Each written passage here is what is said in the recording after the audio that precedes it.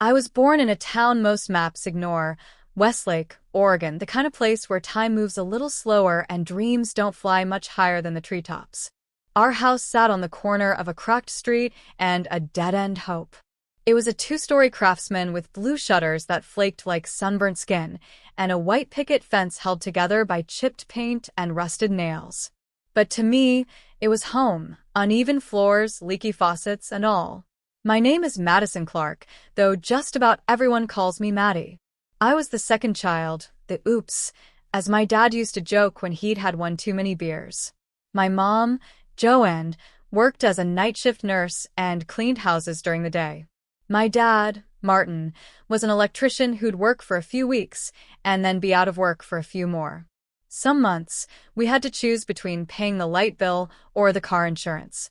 And then there was Jacob, my older brother by 3 years, the golden boy. The one they pin their hopes on. From as early as I can remember, Jacob could do no wrong. When he failed math, they blamed the teacher. When he crashed Mom's Honda, they blamed the snow. When he quit college, they said it was because he wasn't being challenged. But when I said I wanted to run track seriously, when I told them I felt something different when I ran, like I was meant for something bigger, they rolled their eyes. Track won't pay the bills, Dad said more than once. Focus on school. Find something real. But running was real to me. It was more real than anything else in my world. The first time I ran a timed 400-meter dash, I beat every girl on the field. I was 11. I still remember the rush, that incredible sensation of wind in my face, heart pounding, blood boiling with purpose. Something woke up in me that day, something I still haven't been able to explain, even now. I trained in secret for a long time, piecing together workouts I found online, sneaking into the school track when no one was around. I ran in worn-out sneakers, duct taped together when the soles began to peel. I ran through icy streets in the winter, through the rain in spring, through blistering heat in summer. I ran barefoot when my shoes gave out completely. Every footstep was a refusal to be stuck, to be quiet, to become what they expected me to be. Nothing special. It wasn't until high school that someone finally saw me.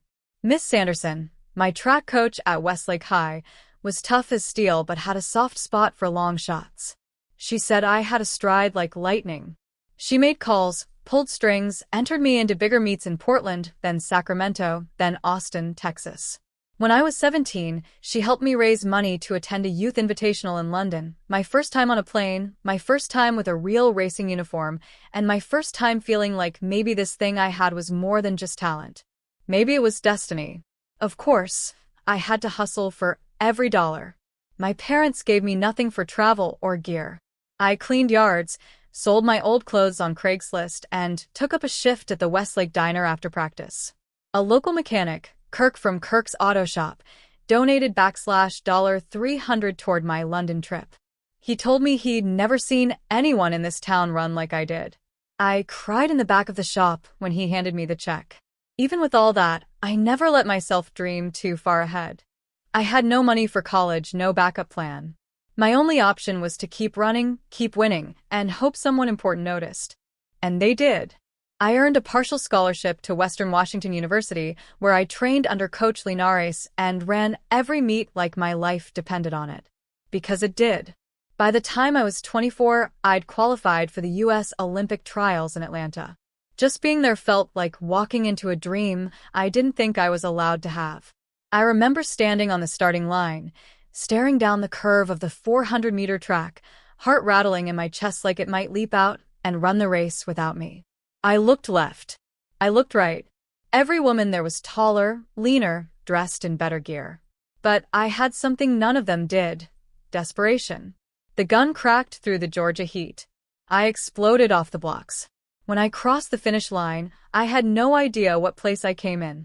I just remember the sound, a deep roar of applause, announcers screaming names, my own breath like thunder in my ears. When I finally looked at the board, I saw my name in fourth, the final qualifying spot. I was going to the Olympics. For a moment, I couldn't breathe. Not from exhaustion, but disbelief.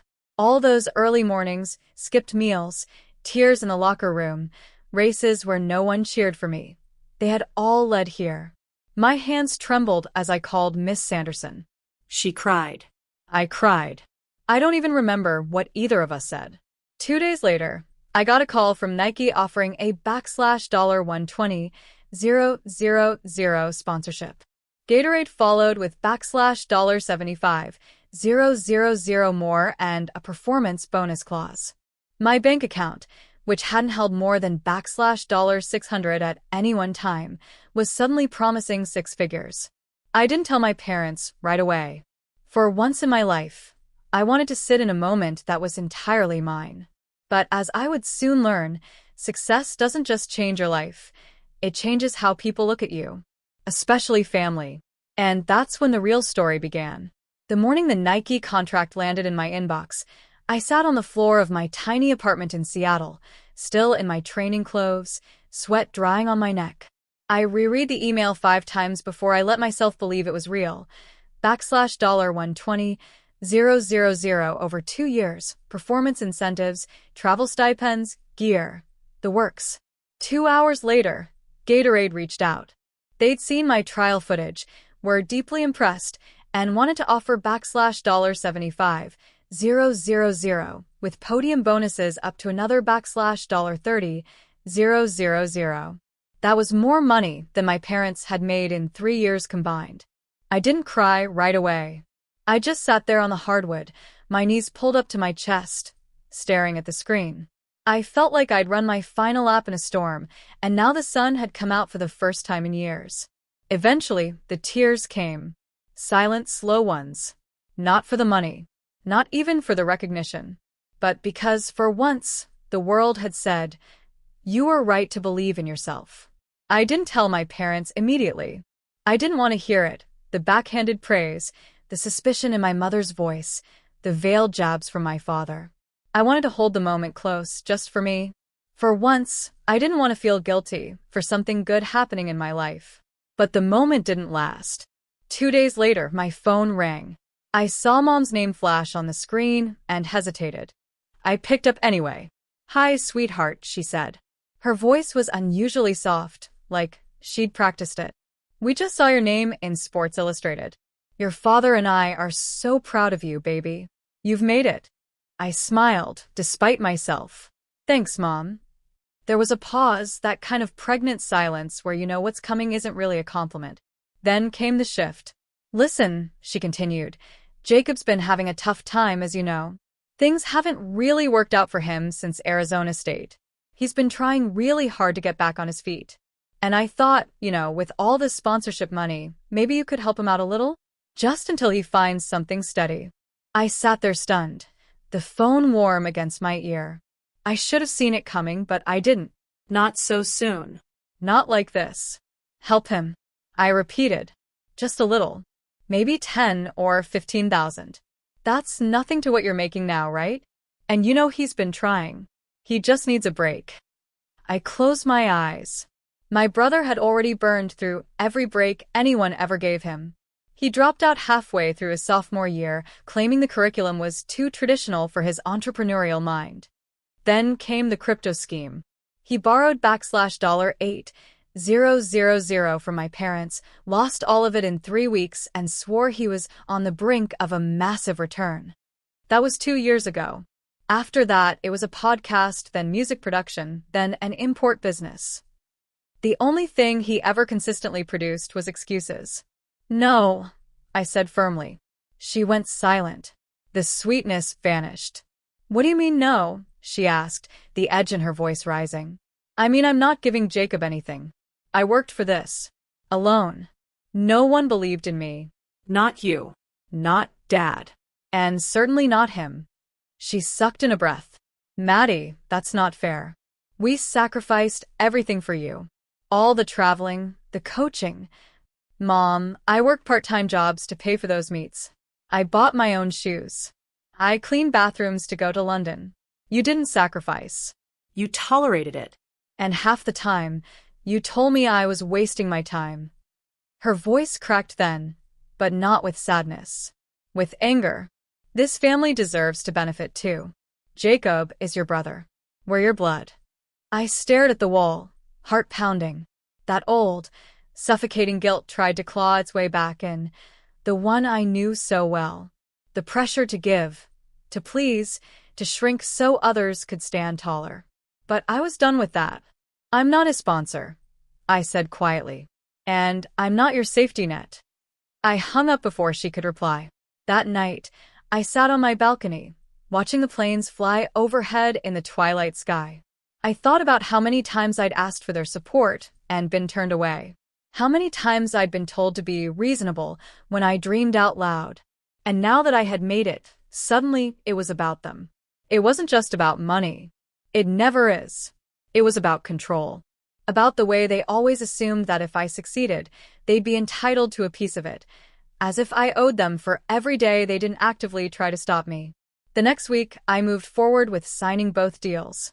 I hired a manager named Terrell Watkins, sharp and kind, who had worked with Olympic athletes before. He asked if I had any family, financial obligations. I told him plainly, not a cent. He nodded, no questions asked. A few days later, Jacob texted me. Jacob *, heard about the sponsorships. Proud of you. I have a project I'm working on. Think you'd want to invest. I didn't respond. 2 hours later, another message. Jacob *, don't forget who is always there for you. Family is everything. I blocked the number. Looking back, that was the moment I truly cut the cord. Not out of cruelty, but clarity.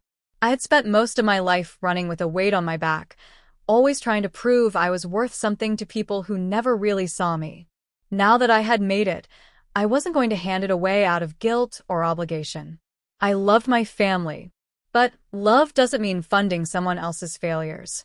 Love doesn't mean sacrificing your peace so someone else can avoid their consequences. For once, I was going to choose myself. And I didn't feel selfish. I felt free. I stood still, silver metal pressed to skin. Crowds screamed wildly, but I heard only silence. Paris glittered behind me, but felt hollow. I ran my best, yet felt unseen. 49.88, personal record, national praise. But no one from home filled the seats. They said flights cost too much this time. I knew truth. It wasn't about money. Mom texted, short and sharp. You've changed, Maddie.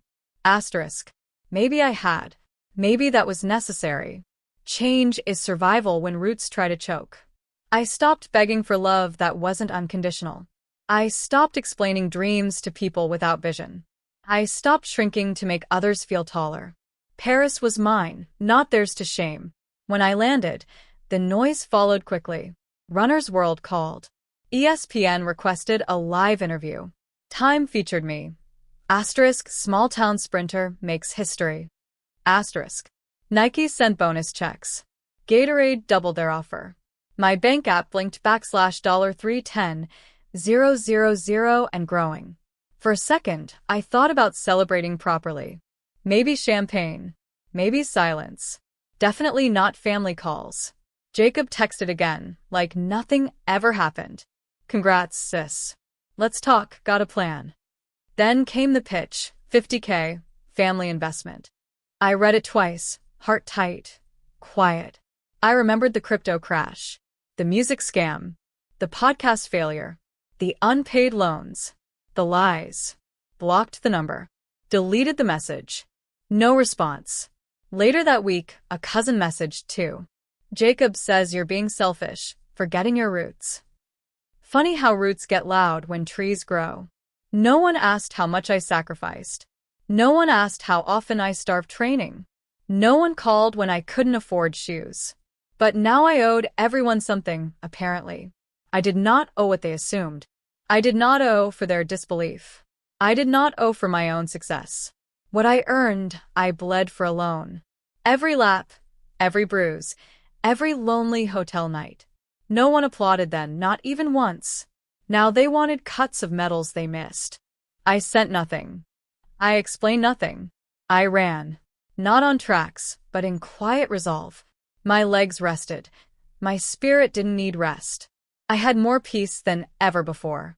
Alone but not lonely. Successful but not sold. The price of freedom was paid in silence.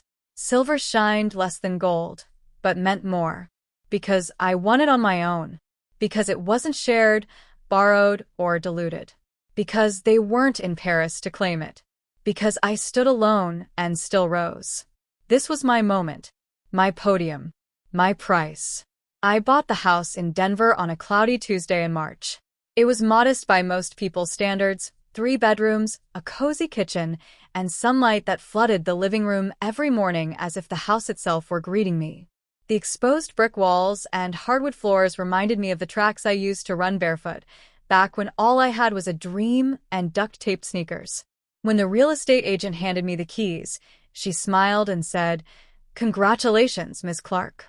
But inside, I whispered it to myself. I did this. I painted one of the walls in the guest room gold. Not because I won the gold medal in Paris, I didn't. I took home silver. But that wall, that color, was for the version of me who still feels like I won gold in everything that mattered. It reminded me that what I earned was never about hardware or headlines. It was about becoming someone I never thought I could be, free, strong, and finally enough. At first, the house felt too quiet, too still. After years of hotels, roommates, loud stadiums, and crowded airports, silence felt foreign. But then I started hearing different sounds. The rhythm of my own breath on early morning runs through snowy sidewalks, the gentle hum of the coffee pot in the kitchen, the distant laughter of neighborhood kids playing near the cul-de-sac. I began to see this quiet not as emptiness, but as peace. I was no longer running from anything. I was finally running toward something. I still train. Not because I have to, not anymore, but because it's part of who I am. Most mornings, I lace up before sunrise, stretch on the back porch, and take off through the sleeping streets of Denver. There's a different kind of freedom in running when you're no longer desperate for a result. I don't check my times as obsessively as I used to. I don't fear losing. These days, I run because it reminds me of who I've always been underneath the pressure, a girl with grit, chasing something more. But what really fills me now, what anchors me, is coaching. I started small.